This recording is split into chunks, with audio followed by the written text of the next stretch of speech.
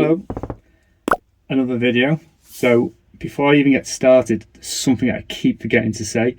And what the very first owner of this car, he's got his own YouTube channel, and on that channel you'll see when he had this car originally, when it was on track, going around some of the UK tracks. And I'll link one of his videos actually in the description, so if you click that, it's one of my favourite videos of this car.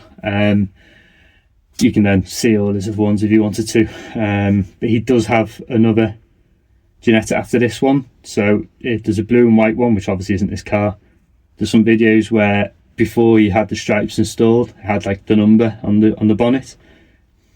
I think that's this car, and then you'll see ones where the stripes are on the bonnet, so it's definitely this car. So that's quite interesting to see some more of the history. And he does have a web page as well, where it's loads of hints and tips and what to do, not to do, maintenance setup on the car, which then shows this car originally before collection in the in Ginetta's factory. So that's one reason why I really wanted this car. There's quite a good bit of history behind it. I know where it's been, and yeah, so I had to remember to say that. So I'm glad I have done. I've got my notes with me tonight. This video you'll see I've worked on the headlights, main beam, the driver's side wasn't working, so I've rectified that issue. So that was a good bit of work done.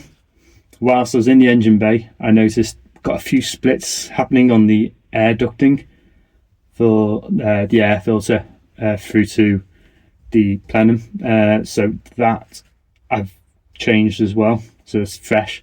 I mean, that's the kind of thing where really it's a change part in my mind. It's when you're doing a service, check it over, they do hit things inside the bonnet, engine bay, and they're going to catch. So I always like to check on those. I don't know the original one, how long it was on there for. It might actually have been the original one, so that's fresh now. Put a new filter on the catch tank. Clean the catch tank up as well around the outside of it, so removed any oil residue. That looks nice and fresh.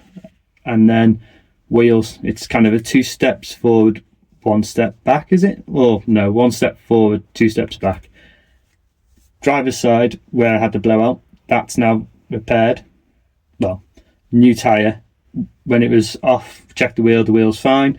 The valve did have some kind of deterioration, and I think it is when I cracked the valves off, it has caused that kind of to get worse, and then it's let go. So that one's okay, it's on.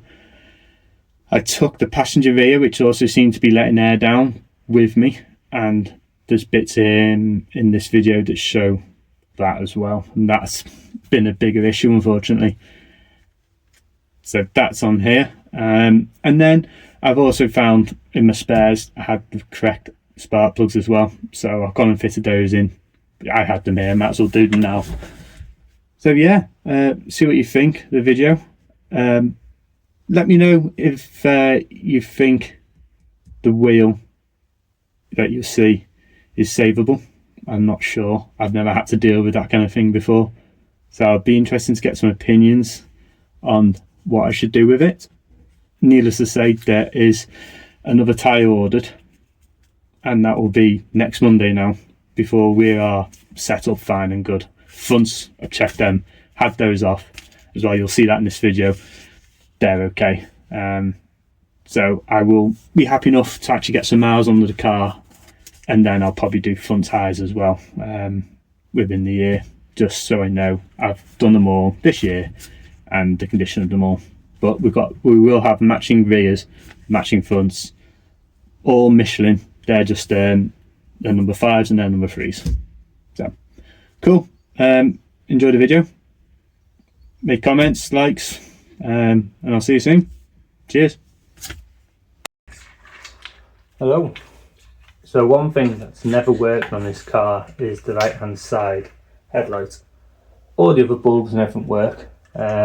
It's been converted to a HID ballast system. Never used these before, so obviously I did the usual, check the bulb has gone, so I changed the bulb, and unfortunately it still doesn't want to work. Passenger side's okay, driver's side no. So I'm going to whip out the well, I'm going to put this in temporarily, see if it comes to life, and if it does, swap everything else. They're not neat, they're not the nicest kind of setup. There's lots of wires everywhere, cable ties holding it in. And I don't like how the back of all these lights are just open to the elements. Obviously all the road, tyre kick up. What would be quite nice to do actually is 3D print a casing for the headlights just to sit inside. Maybe that protect it all a bit nicer. But I'm going to whip this in and see how we get on.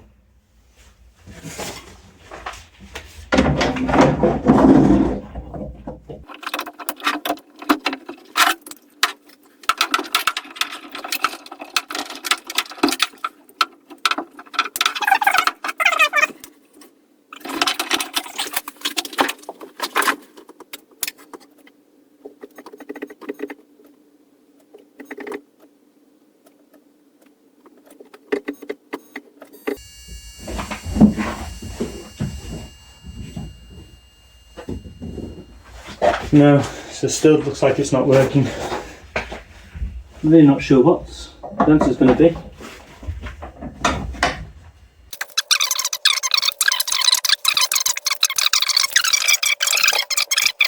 Well, that's reading voltage.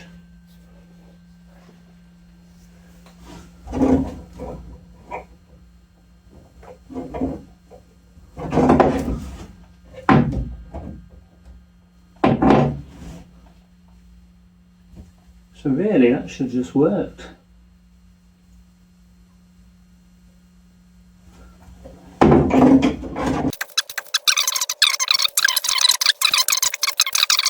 Fault's there as well.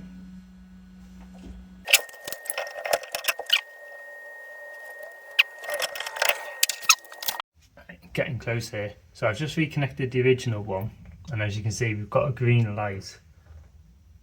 But I've checked the voltage now, and the voltage is only coming out as like 11 volts.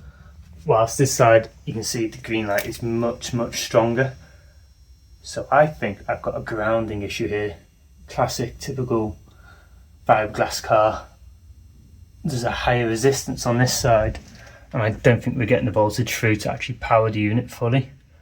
It is noticeably not as bright. So I will investigate all earths and see if I've got anything corroded or anything amiss here. I think that's the best bet now.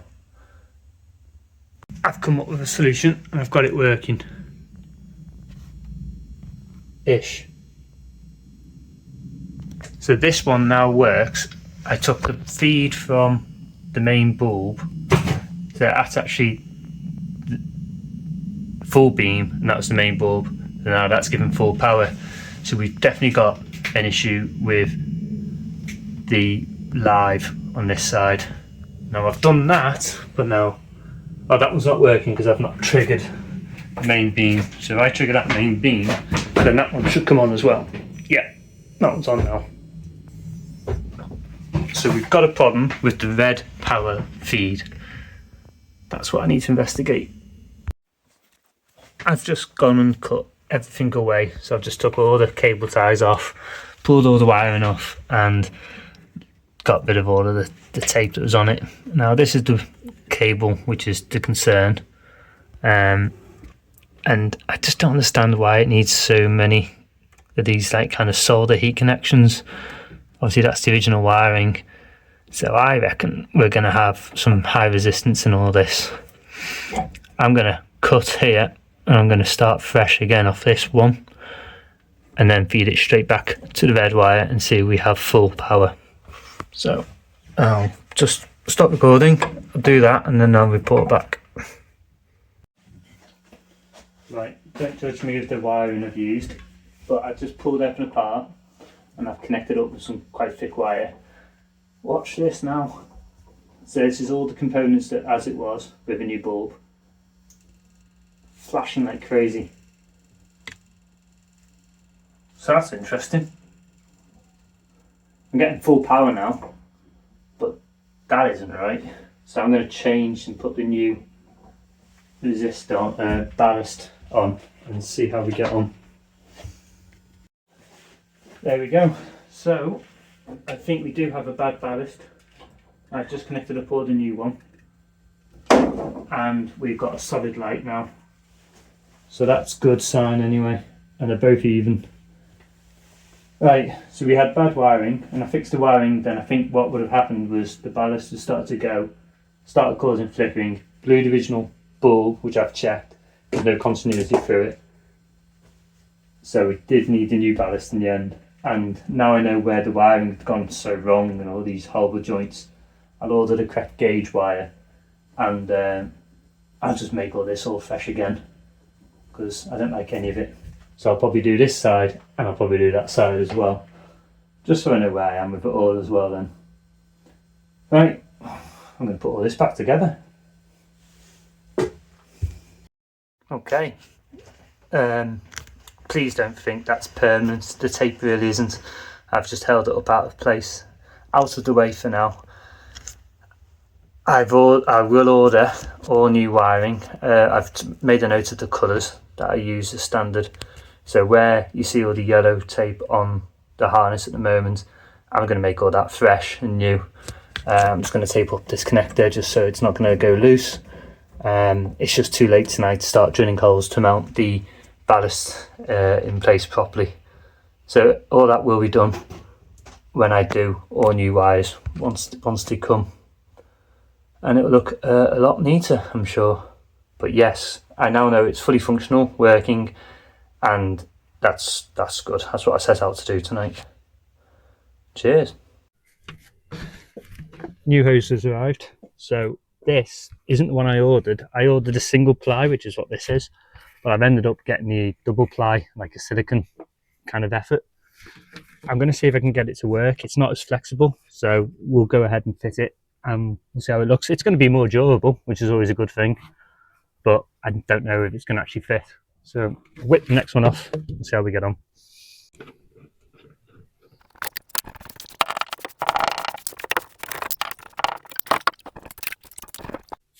Just comparing the two together, I've bought one which is obviously long enough. It just comes in meters lengths. Looking at the old one, it's brittle. You can feel it's quite old. There's some cracks. Here we go. So just starting to go here.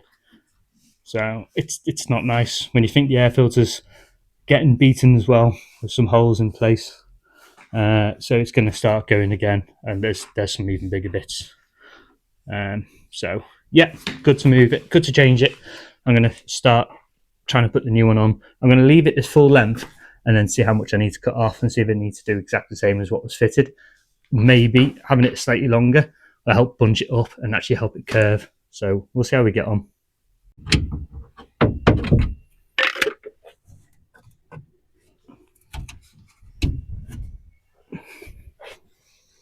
This is quite dirty. Not too bad condition though. I do have two. So I've got this spare one and the one that I just took off. I'm just going to spray them up, and I'll probably fit the new one actually.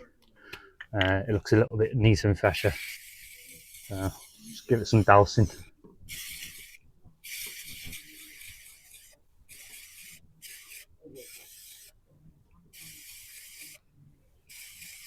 I'll get that on.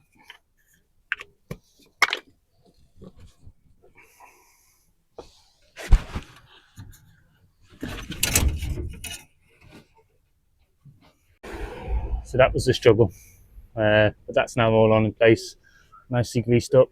Those pipes, I believe, are an extra. They cool the brakes down there, on both sides, which is quite cool. No pun intended.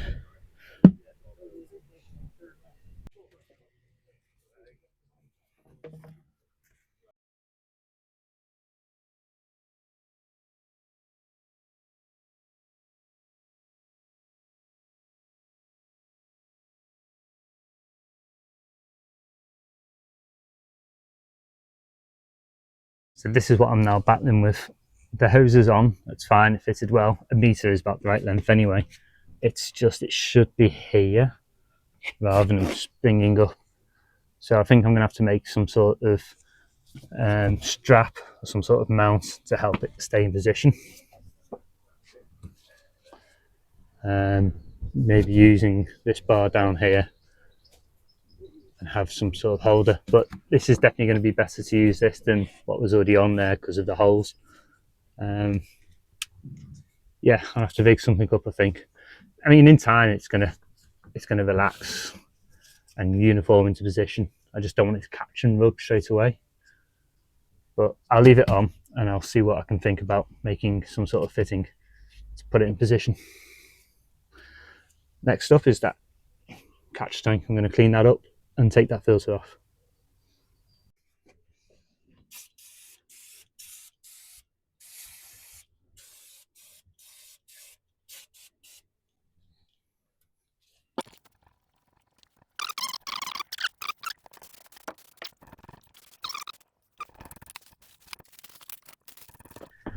Exactly the same filter again, just like for like, just nice and fresh and new.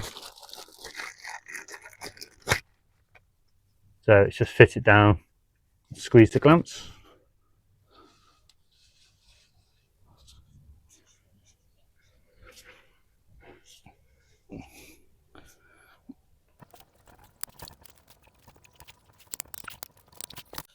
There we go. So it's cleaned it all up on the outside and it's got a new filter on it. That's looking nice, looks cleaner. The catch tank is nice and empty still after I emptied it, so that's good to see. Yeah, much cleaner.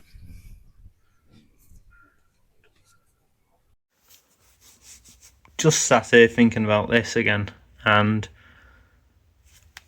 obviously it's no good. It needs to be down here. It'll stay clear of the bonnet when it closes. I've seen it if it's like this, it just fouls everything on the top, so it does need to be down here. If it's sticking out too far, then this sharp edge fiberglass starts getting close to it and pushing it, so it has to be in this area. So I've come up with a little solution. I'm going to make it now and then I'll record again and show you what I've come up with. Okay, here's my solution for the ducting that wants to keep popping up. Simple, couple of cable ties, some tubing, and it just stops it from pushing down anymore. It can't catch anything here. It kind of keeps it in its position and it won't cause it to hit anything sideways then. Probably a temporary solution. I have got access to a 3D printer. I'm going to take some measurements now. It'd be nice to just create a holder that pins it to here so it is in position. I'll look into doing that. It would be quite cool to include. But I can't remember where I learned this little trick from. I think I've seen it on a few race cars and stuff where they just want to keep things out the way, make sure that you can't rub, it doesn't touch anything else, and it doesn't impact what it's holding on to. And it is very loose. It's not going to cut into the ducting itself. And yeah, if I can create a nice little housing to hold this in place, I think it will look the part as well. But that'll do us for now. That's one job complete. Looking good. I took the blown tyre today to the garage, so that's got a new tyre fitted to that wheel. All that's fine and good, but I also took the other wheel from the passenger side rear because that would let pressure down as well. So I didn't want to have same kind of damage internally in case it's been driven on flat, which I think it has been by quite a lot. So the guys put some pressure into the tyre and with some soap water, they sprayed around the beads around the edges, and instantly they found a crack, which is just there. So that's the reason why this tyre was also letting go. The other wheel, thankfully, is okay. That was a valve issue. They were saying it looked like the valve had really deteriorated. So this wheel's obviously no good. I have got spare wheels, a spare set, and I've noticed one of those is also cracked. So I don't know if it's a common thing with racing. And I've never looked into having alloy repaired either, so that might be an option. But I've now had to order another new tyre, and I'll put a picture up now of the inside of the tyre. So the back's going to have two new tyres. I've got another wheel which looks good, which they can fit that tyre to, and I'll be up and running again. And then maybe get this repaired in the future, plus the other one I've seen as well. But yeah, that's the reason why it was losing pressure all the time. and I think it's been like that for a while, so I'm just glad I've caught it now. Obviously, spark plugs not very an exciting thing this video, but I just thought I would touch on these because I've already done the first 3. I say I've done them, actually I've had my youngest do them, so he's learning a bit of mechanics at the same time. He gets to touch this car, he's done a few jobs on it for me now. Quite a simple one to do spark plugs, but I thought I'd just bring these up because I don't know when they were last done, and I'm not sure they've ever been done. So I've opted for, according to Google, I've opted for NGK's Platinum Premium Spark Plugs. They come with the correct gap size, which is 1mm. I've dropped that, but it's gone down to the floor, so whatever. I'll just get my gaps and my feeler gauges.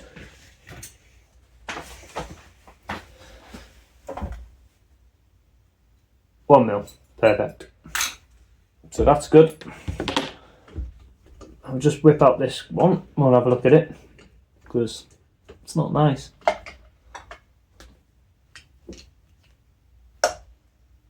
No, the colour looks okay on this one actually compared to all the others. A lot of them are quite dark, but I have been just stop-starting it, getting it in and out of the garage. What's more concerning is the gap size. So this is just the 1, and there's so much play in it. They're not gapped right, they're not nice, but also they are Motorcraft. Now I reckon they'll probably be Ford standards original.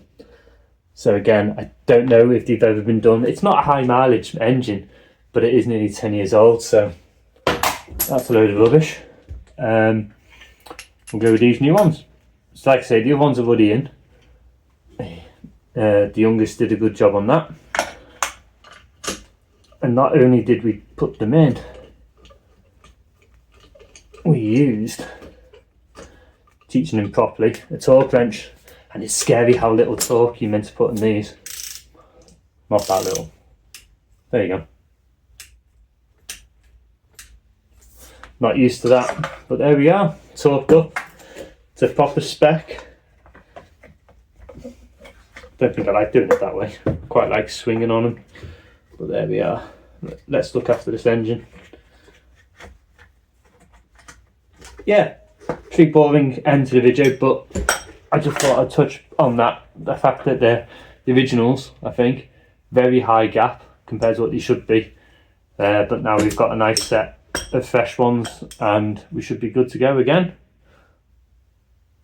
See you later.